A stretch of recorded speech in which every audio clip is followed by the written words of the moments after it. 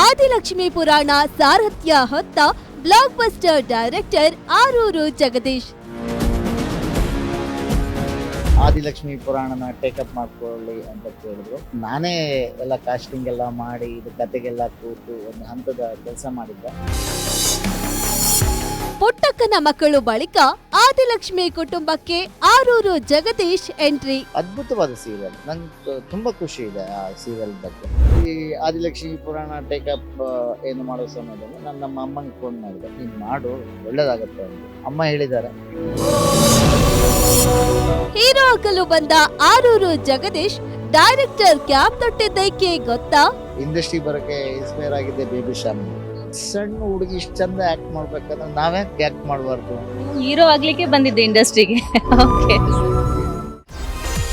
Serial stars miss ಮಾಡ್ದೆ ನೋಡಿ ಮಧ್ಯಾಹ್ನ 2:30ಕ್ಕೆ.